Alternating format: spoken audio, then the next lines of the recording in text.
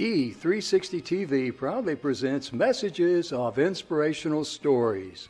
Live streaming now to millions of devices, including Roku, Apple TV, Amazon Fire TV, Android TV, YouTube Live, Facebook Live, with your host, Donna Guimwa, producer and host, Jim Grant, producer and host, along with Michaela Vidal, administrator and host, and Gaia Guimwa Balconi Wada, editor-in-chief.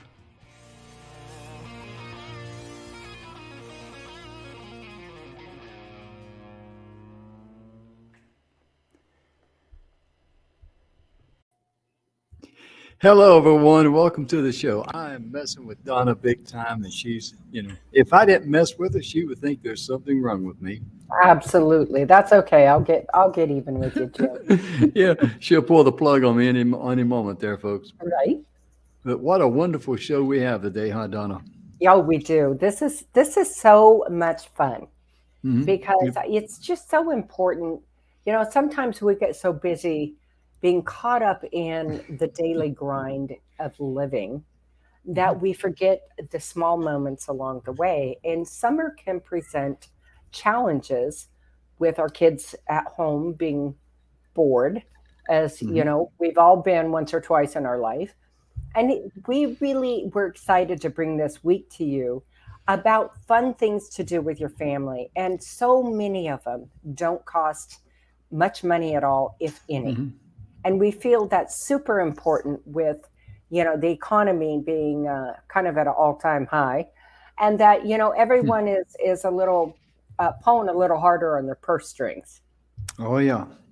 Yeah, I was talking to a good friend of mine today, Mr. Bill Heinrich, and I was talking about something, and I said, yeah, right now, I got to have the bills paid and all that, but right now, my bank account looks a little financially embarrassed, and he started laughing. But ladies and gentlemen, we're going to have a great show for you today. Also, we're going to blend in some things today that would really benefit some of you homeschoolers and especially make learning fun that you can do with your family. And because how many times have we as kids and our kids have said, I'm bored, there's nothing to do, And hopefully we can help you out on some information there. But today is June the 30th, and oh my goodness gracious, Donna, there's a few things going on today, huh? Well, hit them. Well, first one is International Asteroid Day. There are people out there that, just love looking into the sky and all that. I know sometimes in the city with the bright lights at night and cloud cover and all that, you don't see much, but out in the open areas, you can see the constellations. You can see all kind of things. That's one thing I miss about living in Arizona is the starry nights. Yeah, where I live, it's a little too much with the city. So it's a little harder to see them because there's so much lights around. Oh, yeah. But all you got to do is drive and get out of the city, and guess what? You're there. Exactly. And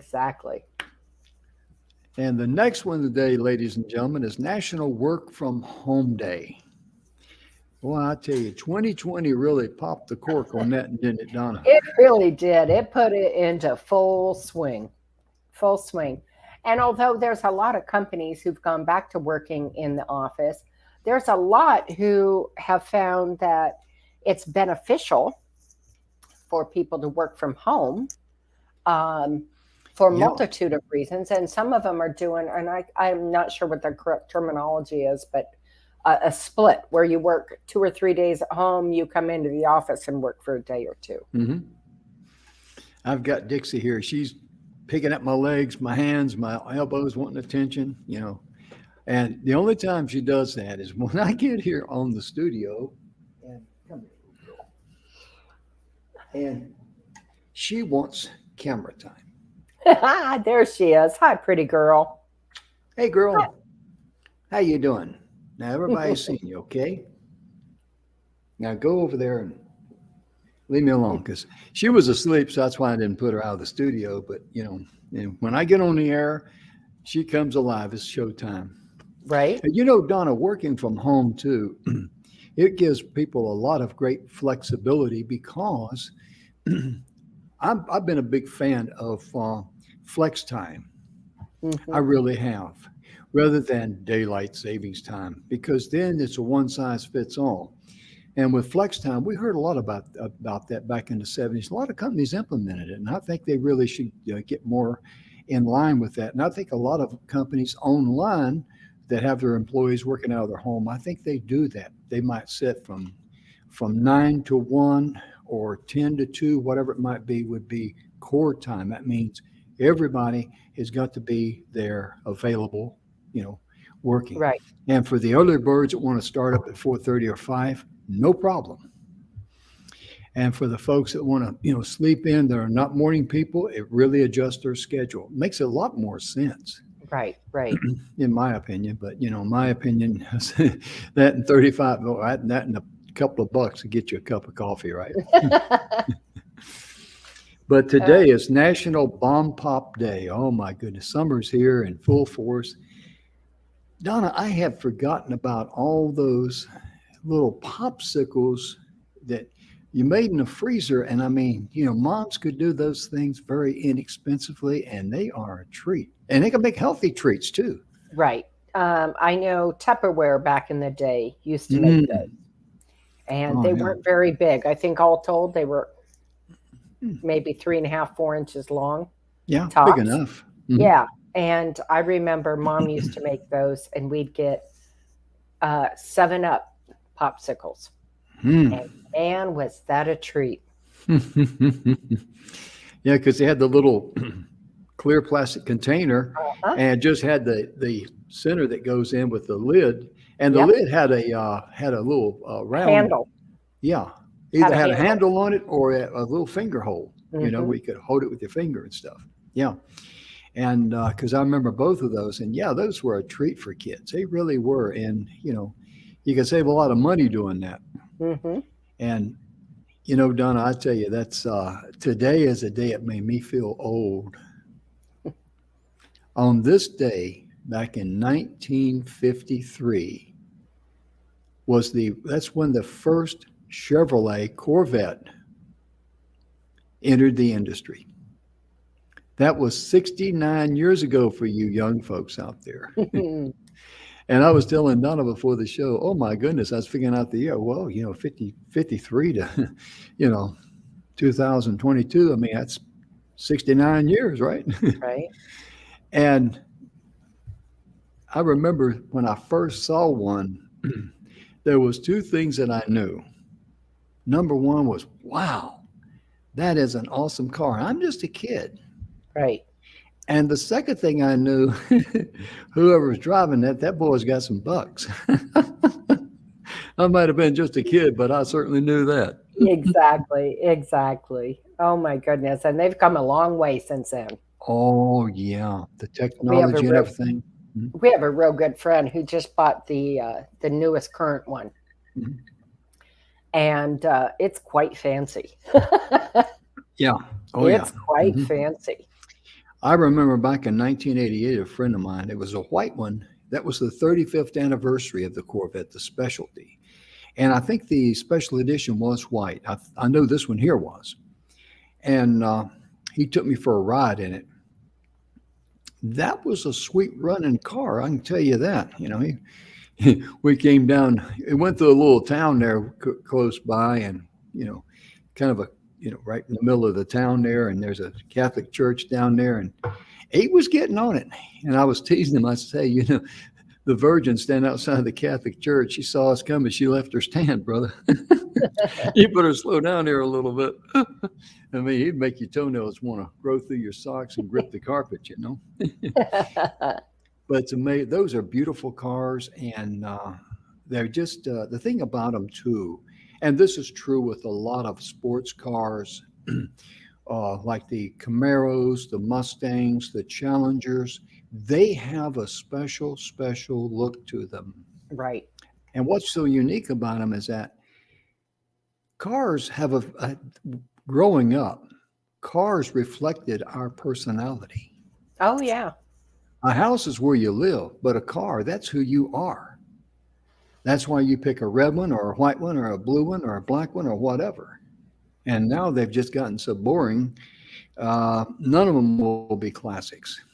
The basic things you see out there. Right. Anyway, I've went on and on about cars, but I like cars. I like wheels. I think one of my favorites is a Shelby. Mm. Oh yeah, Carroll Shelby. What a wonderful thing he did. Hmm. Man, oh man, oh man, a country boy that just really just woke him up, shook him up, and everything. Yep. Today, Donna, is also National Handshake Day. My goodness gracious, how important is a good, firm handshake? Oh, that is so important. Nobody Hmm. wants to shake hands with somebody who either squeezes you to death Oh in yeah, a handshake or is like a wet noodle and it's just kind yeah, of rubbery. yeah. Or where they just barely grip your hand like that and want to shake Right. it like it's a formality. We got to get out of the way. Okay, we're out of the way. I mean, I know some people are, don't like to touch other people or something like that. But if you're going to shake hands, at least let it be a nice, firm, not a tight or squeezing. This is not an arm wrestling match, but just a nice, firm handshake. And Be- look them in the eye. yes, ma'am. Yes, ma'am. And it's very very important because handshakes can make or break a deal. Right. They really can. Is that your cat or mine? It would be Niner. Okay.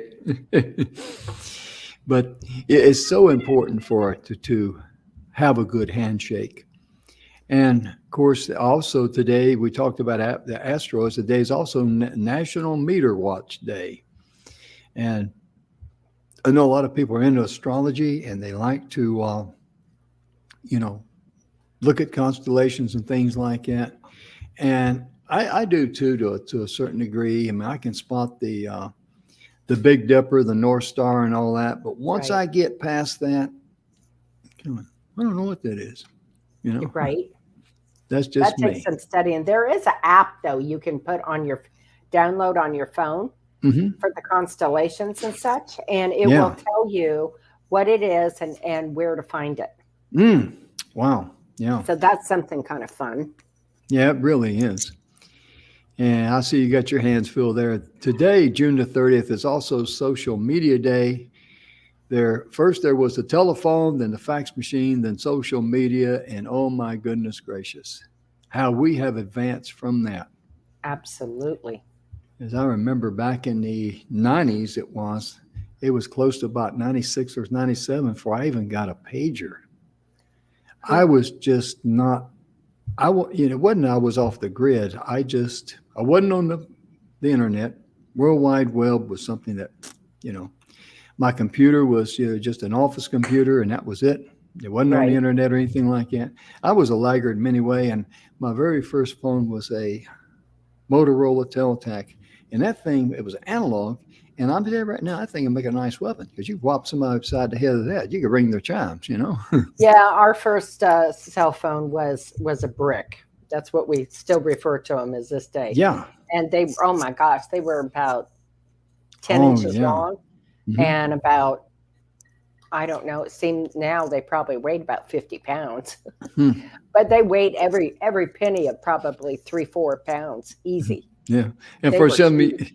and for some of you young folks out there, they actually manufactured and made and sold these little antennas that you would clip on the trunk lid of your car. Right. Even if, and most of them didn't have a phone because it was a status symbol, especially for young guys to say, look at me, I got a mobile phone antenna back Right. there. Right. And you could buy them anywhere for just a few bucks. I mean, do you remember seeing those things, Donna? I do. I remember when we got the first car phone, get Mhm. down 9, put in our van. Mhm. And I remember I'd come back to Phoenix to see the folks, and or they came out there, one of the Mhm. two. And I remember my mom and dad looking at it going, damn, that's something. Because it is, the wires were done and attached right into the Oh yeah. electrical system and Mhm. had the antenna and it was right there and you could just pick it up and make a phone call. And boy, howdy, that was something when you could do that from your car. Oh yeah, that was cat's meow there. Mhm. Brick and all, right? Yeah, I tell you. But ladies and gentlemen, today we're going to go to education.com. We've got some great information to share with you there at that website. And Donna, what I like about this website, education.com, it's a learning library. And we're just going to cover the homepage of it. But over on the left, it has things that you can teach your kids. This would be great for homeschoolers. This would be great to do fun things with the kids at home. They got from preschool, kindergarten, first through eighth grade. And it also has by subject.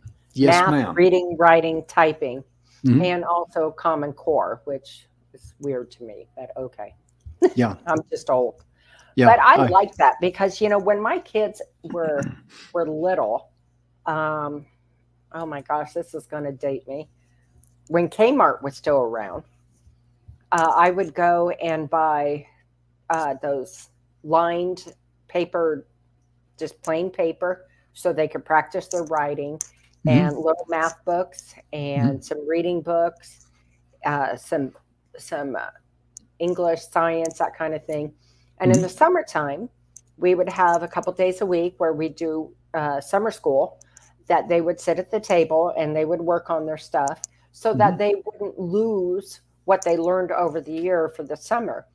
And it was funny. And several months ago, I was talking with my youngest, and she said that she remembers doing that, and the older two didn't like it so much. And she said, I tell my friends about it, and they're like, your mom did that? Why? She's like, are you kidding? That was amazing. What we learned and continued just to keep updated was invaluable going forward. Sure. It sure was, yeah. And one thing that a lot of kids cannot do, and that's write in cursive. Well, that's true, and it's very sad. And they I think, I don't know about today, but I know not too far back, they only allowed maybe 3-4 days to learn cursive, and then it was off to another subject. Yeah, because I was watching my grandson hand me he wrote something one time. I looked at him and I says, where did you learn how to write? Because here's an adult writing like a 3 or 4-year-old. He knew the words, he knew how to spell and all that, but his writing was just atrocious.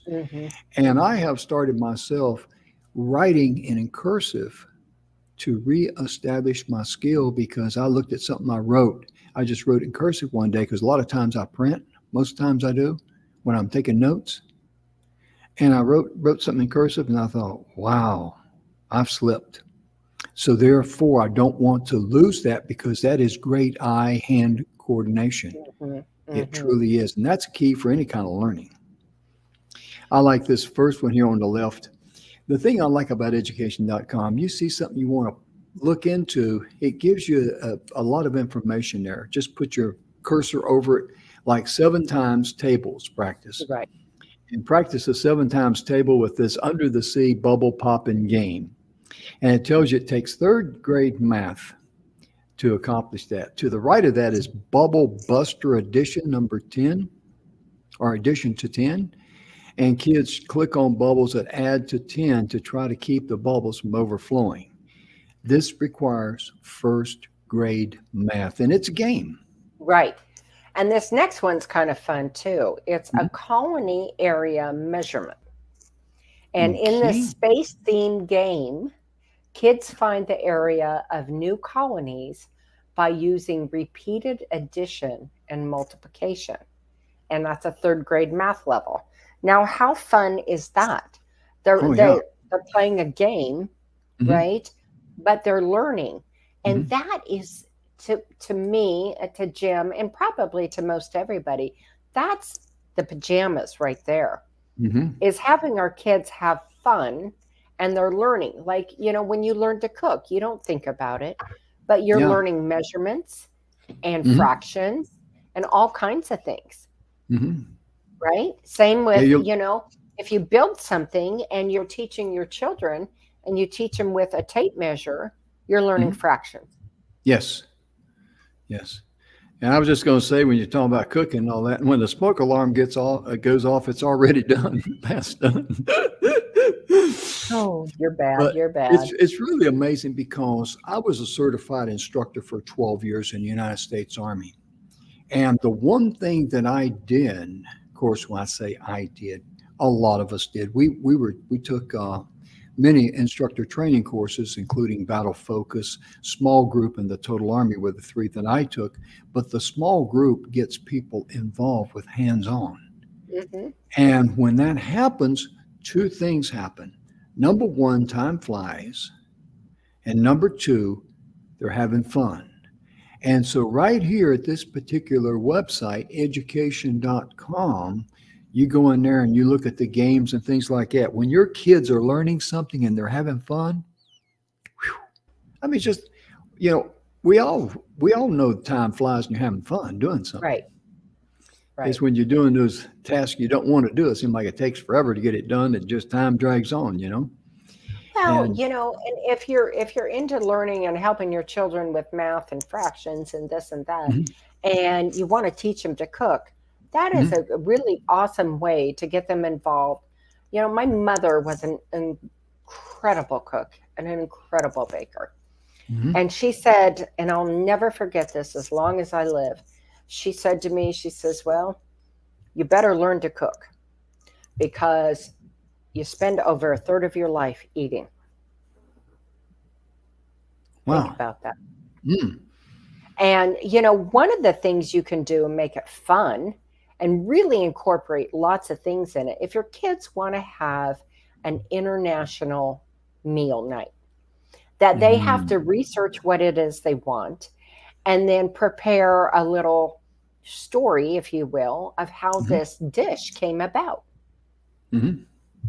And then make it, of course, under supervision, but make it and then present it with the origins of the dish to everyone. Wow. Now you're Mhm, learning math, you're mhm, learning an everyday skill that they're going to mhm. use for the rest of their life. You're learning how to research and present. Yeah. So right there, you've checked a lot of boxes that those children are going to need going forward every day in their life. You're so correct on that, Donna, because I remember when my granddaughter made some cookies one time and she said, I made some cookies, so I ate them and they were good. And I said, wow, I think this is the best cookie I've ever had. The joy and the jubilee that gave her Hmm. and the confidence level that gave her. And yes, Right. when your granddaughter makes cookies for you and she makes it with hands of love, you better believe it's the best cookie you've ever had in your That's life. right. If not, there's something wrong with your head. Well, it's just like if a little kid has one of those toy telephones and he Yeah. gives it to you to talk on the phone, you better answer it. Oh, yeah. Exactly. Yeah. And, I was telling this to Donna earlier, right before we went live. I was watching somebody interview college kids on the street. And he asked them, what, 6 times 6? That was one of the questions. They didn't have a clue. And I'm going like, you got to be kidding me.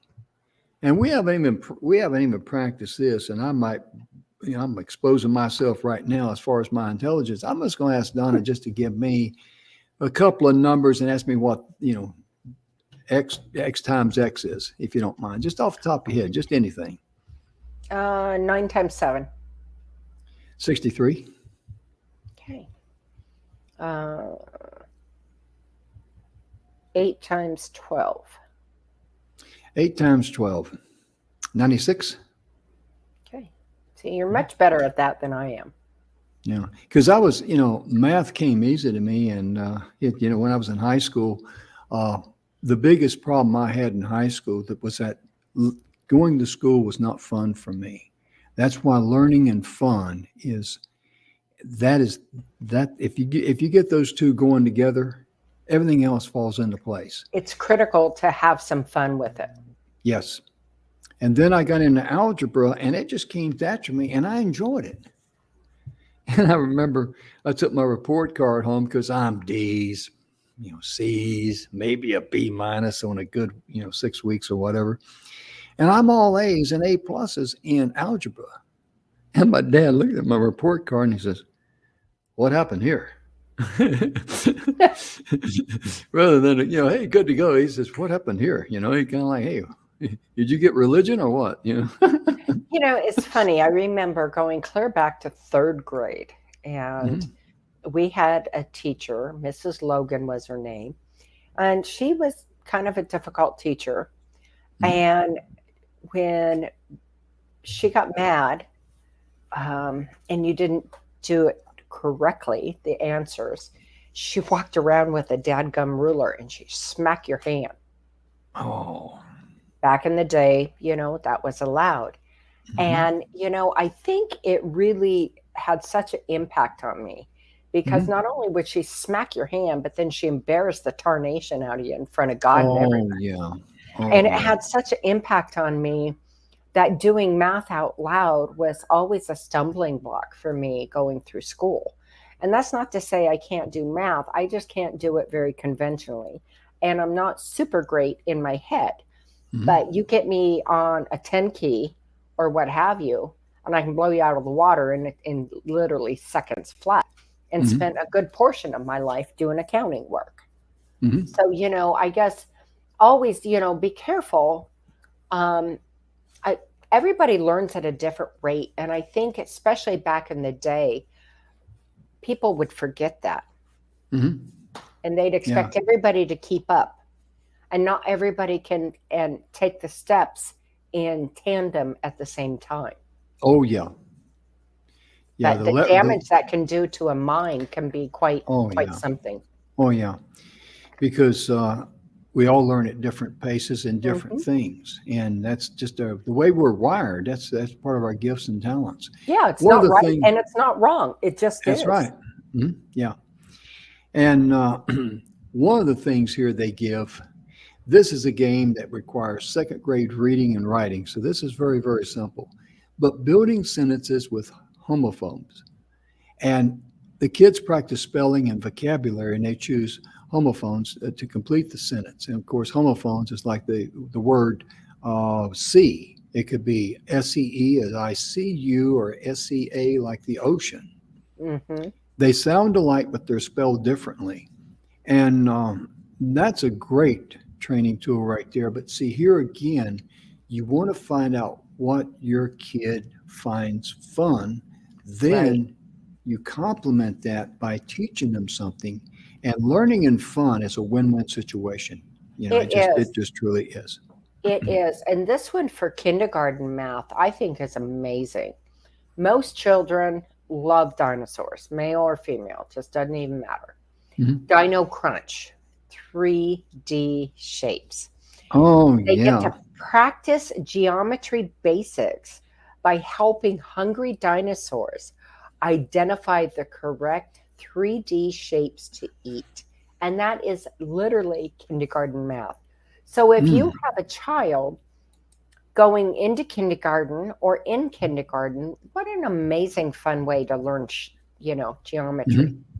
Yeah, exactly. And all kids can learn something, I'm not a big fan of medicating kids with attention disorders or anything like that. I'm a big fan of finding something that interests them, because look at all the kids that you see that they were born handicapped, and they were probably just, how can I say this?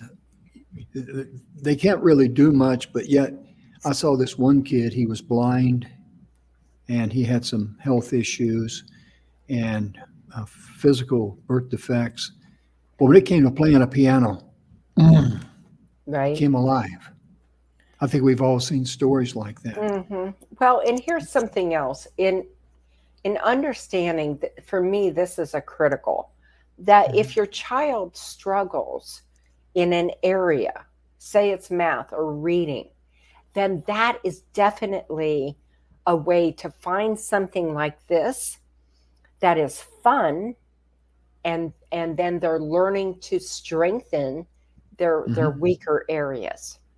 It helps bridge that gap. Yeah, you're exactly right. It builds And confidence, and it builds, you know, um, self-awareness mm, with them not really even knowing it, but it does.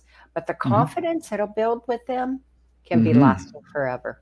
Oh yeah, it certainly will. Yeah, I was looking at this earlier before we went live, and I was thinking, holy enchiladas! I got robbed when I was a kid. If they'd have had this, I could have been a Rhodes Scholar, at least in the canyons of my mind, right? Right, right.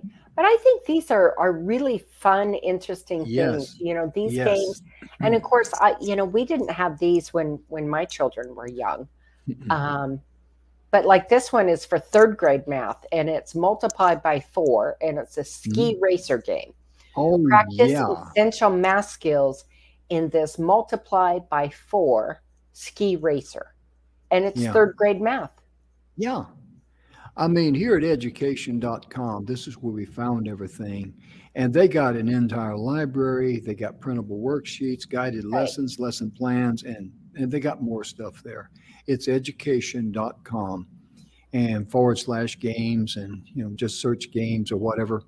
But the point being is that, my goodness, I got to salute these folks for coming up and putting together this wonderful library of information that allows kids to have fun and learn and be interested in something that is interested to them.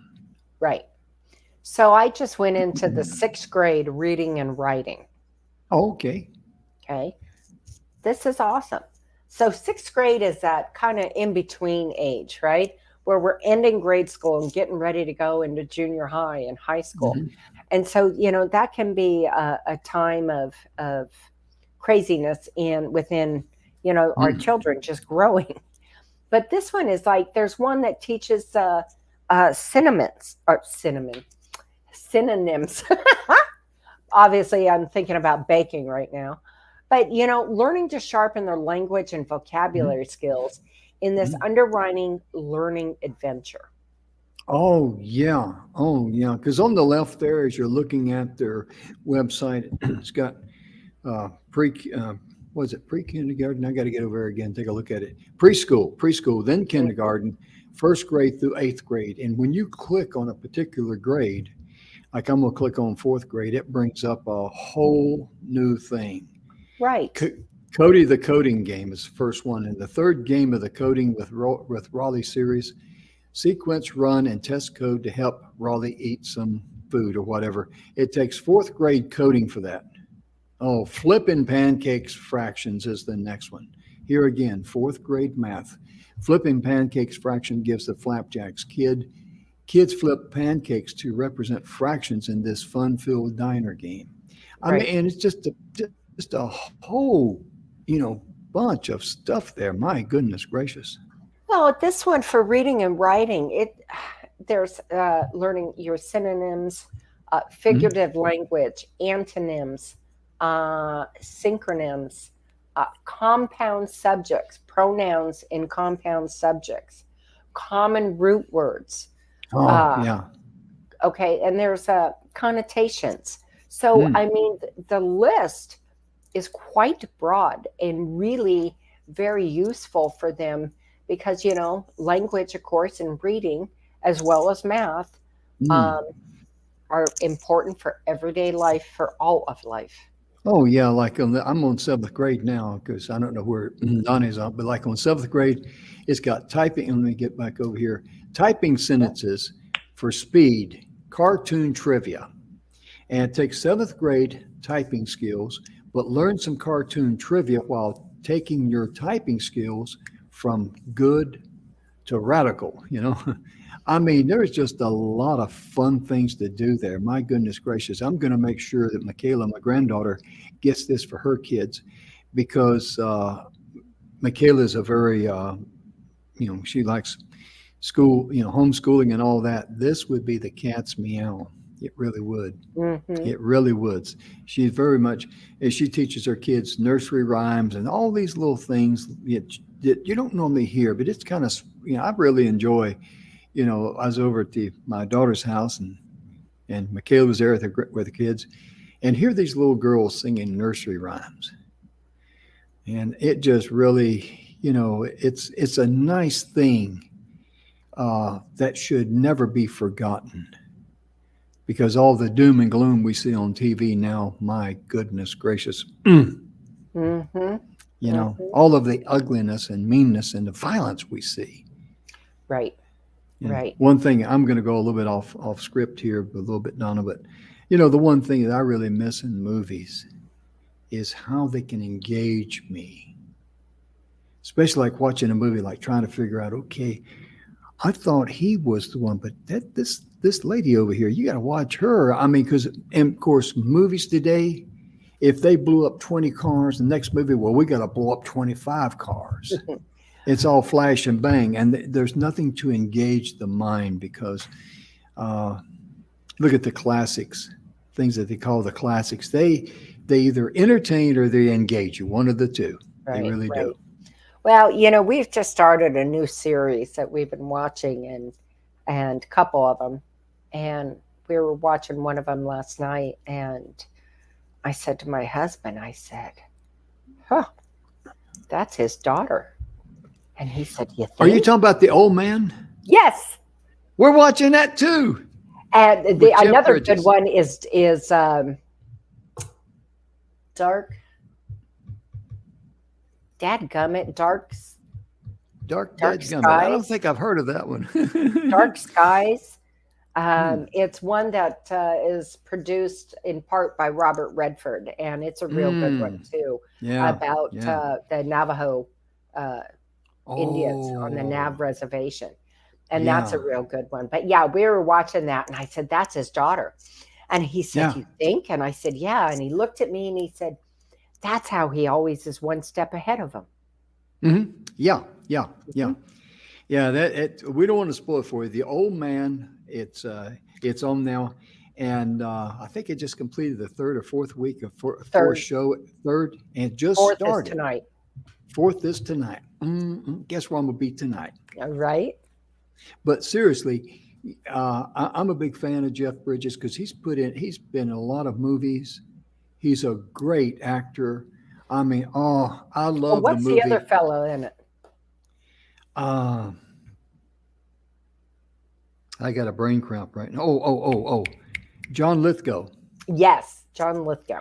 He was in the, people might remember him from Third Rock from the Sun. Mm-hmm.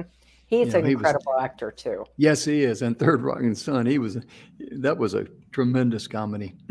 But I'm just going to say this very quickly about Jeff Bridges. Jeff Bridges is a tremendous actor. What I like about him, there's no drama in his life, his personal life. He's really a super nice guy. I don't know him, never have met him. But the thing that he does, he focuses on providing good quality entertainment. I love the show Tucker that he did. The car manufacturer Tucker and his story, and he did the show Seabiscuit on the racehorse. Those two of mine. Yeah. So Jeff Bridges, you probably won't see this show. I realize that, but brother, I gotta salute you on that one there. But it's just great. It really is. And where were we now? Were we in fifth grade, sixth grade? I think we're bouncing. We're bouncing. Hey, we're bouncing, but so going into eighth grade on writing and reading, it still gives you the animation of board games or video games, if you will, but it teaches you spelling challenges against synonyms at a higher level. Commonly confused.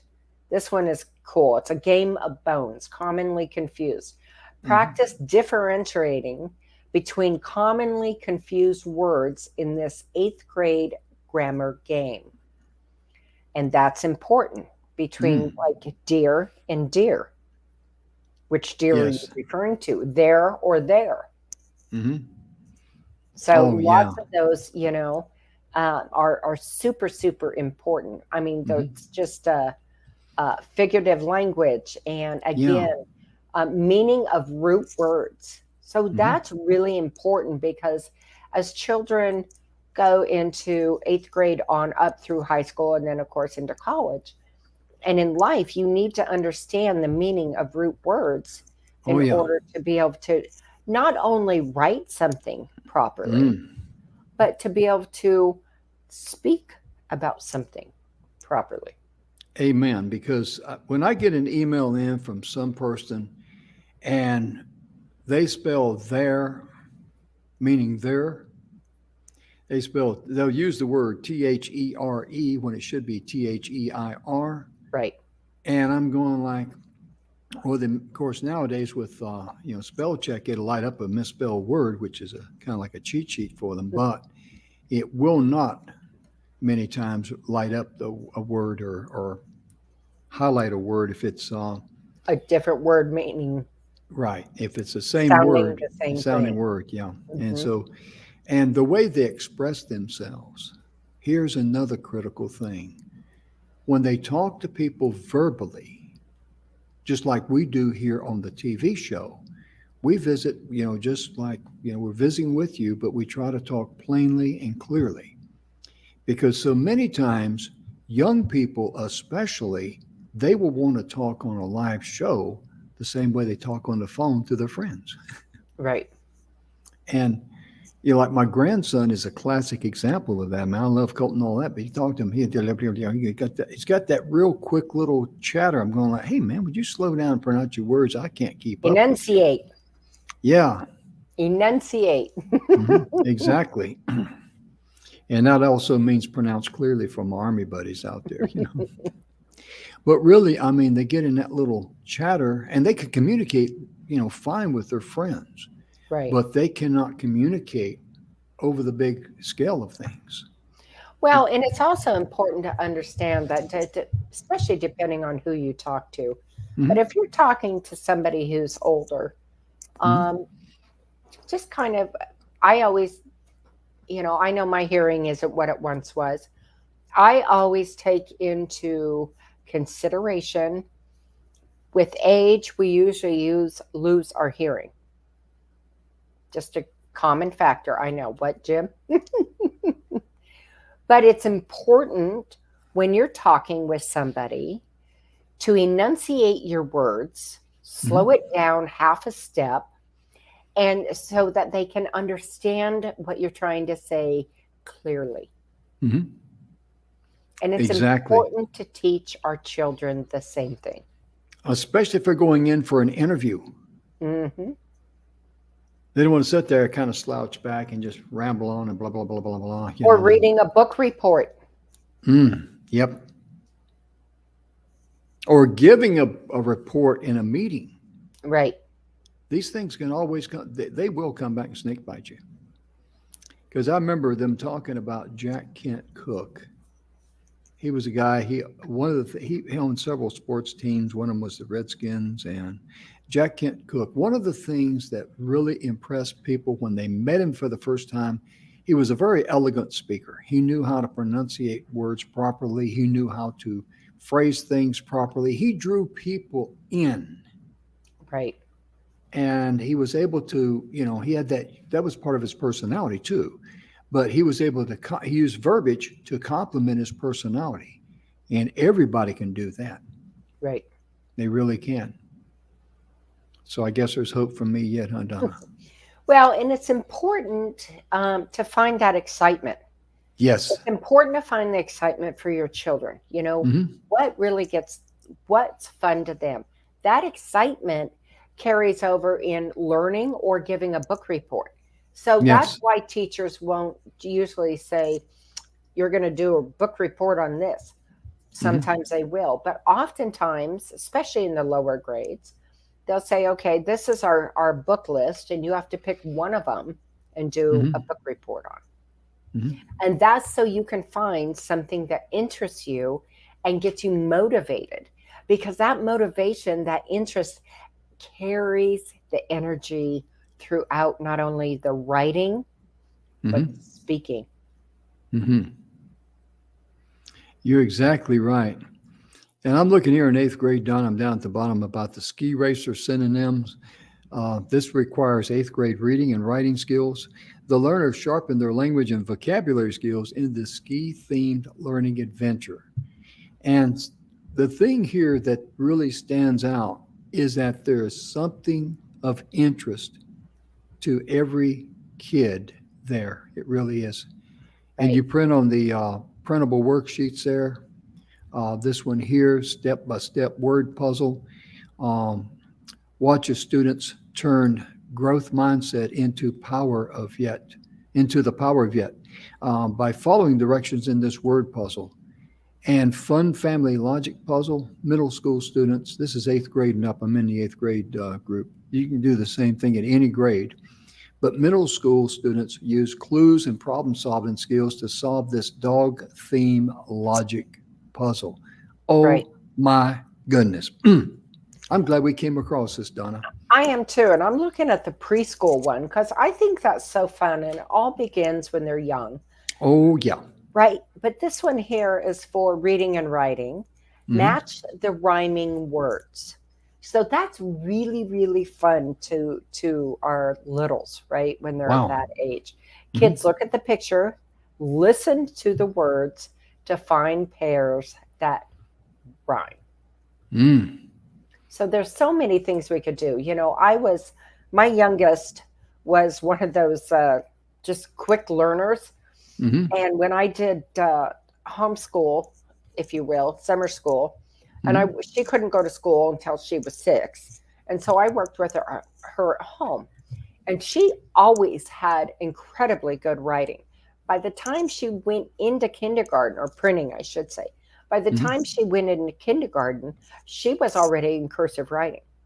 Wow. Just real natural for her.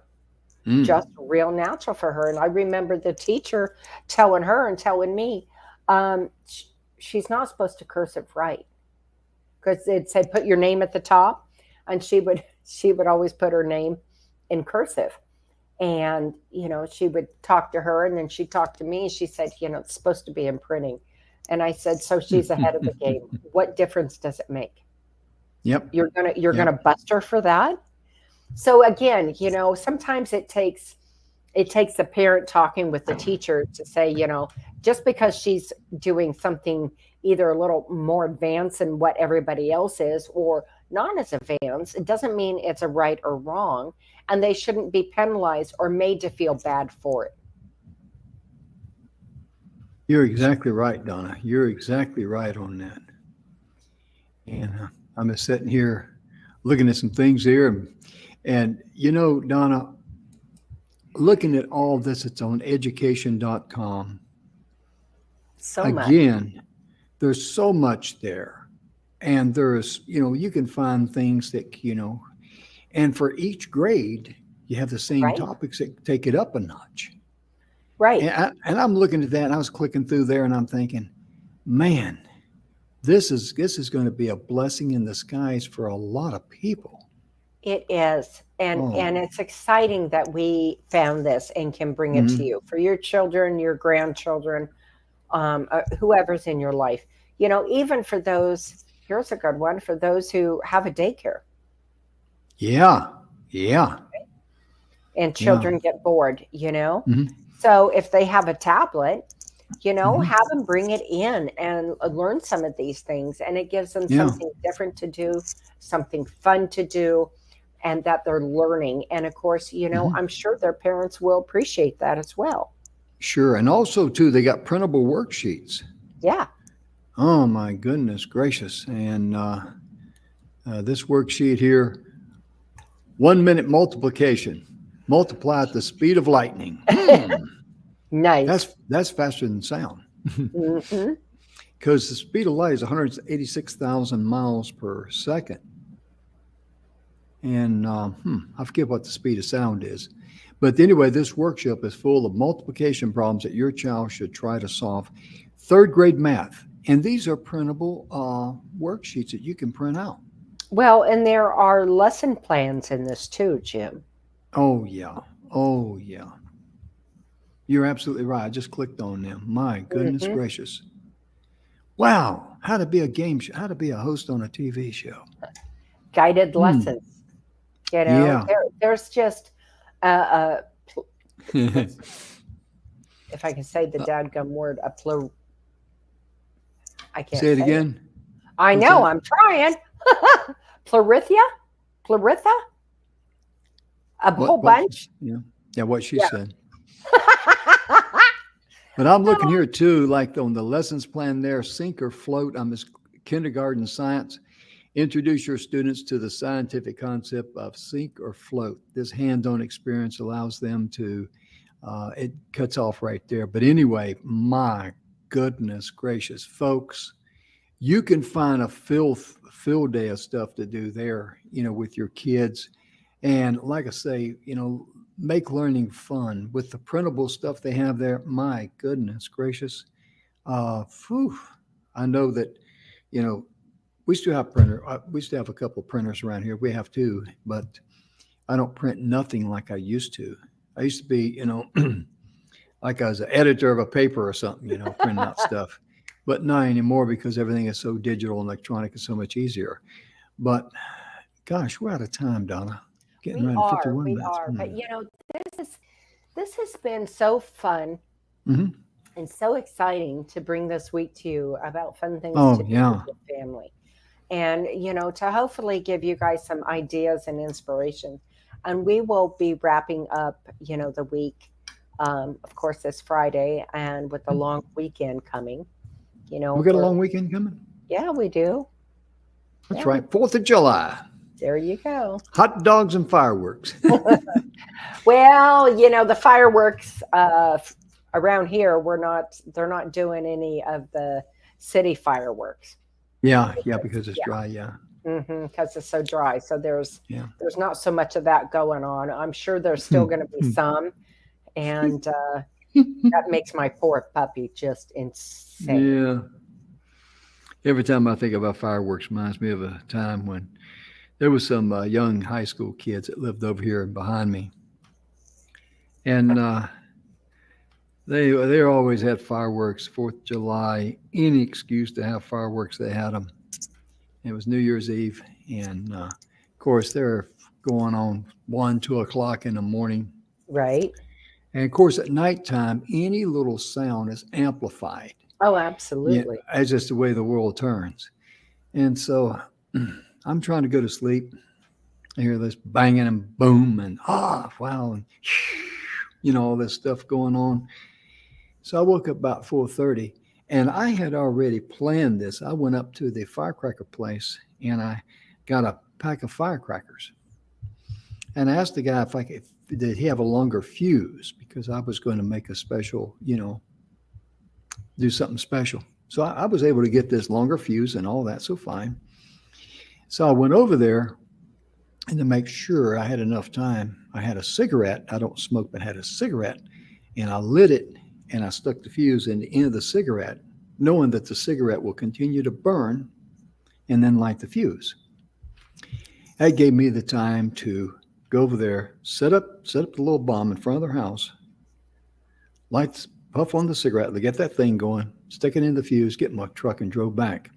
And I'm standing here and I'm waiting and I'm waiting and I'm waiting and I'm waiting. Because it's about 4:30 in the morning.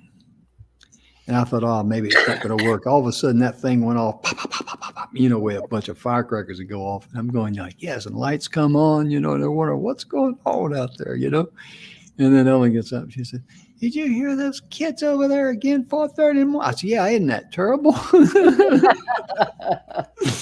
And she didn't watch the show, so that's the only reason why I told that story, because otherwise you'd be in trouble.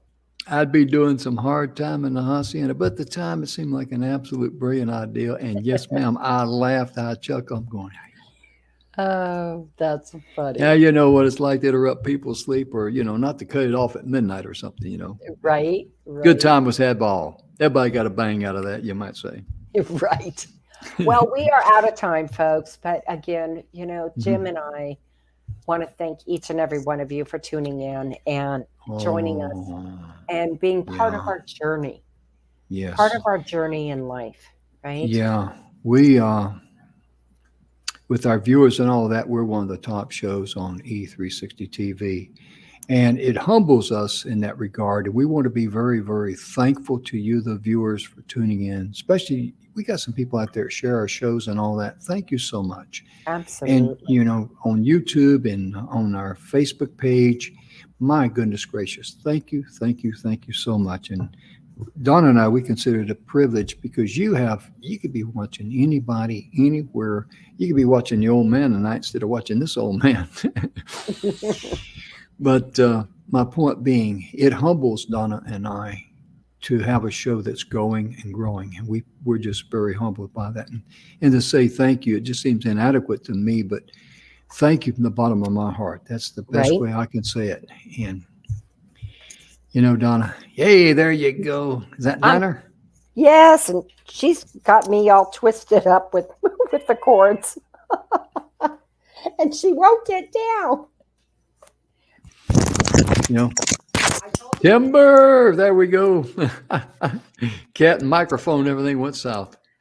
But anyway, thank you so much for tuning in today, ladies and gentlemen. We'll be back tomorrow to wrap up the show. And next week, we're going to be covering a full series about freedom from worry. Absolutely. Freedom from worry. We got some real good stuff there. Donna and I have sat down. We've already done a lot of research on that. And it'll fall in the same category as this show here as far as some good stuff we're going to be delivering to you, just like we did today. So be sure and let others know that, that may be worried about something, because worry is something that you can, get rid of in your life, no matter what's going on in your life. It really is. Because yeah, exactly. Well, anyway, we want you to love yourself first. Make sure you love yourself first. Remember that you are worthy of being loved. And love yourself first. If someone else doesn't love you, that's okay. Love them enough as a human being to say, I'm going to let you go out of my life. Because, without love, there is no relationship there as far as a personal relationship or a friendship or anything like that. Because if someone doesn't love you, they cannot be your friend. Right. That's just one thing I've learned in life, and Facebook friends are just acquaintances, really. But people that you truly love, they're part of your family.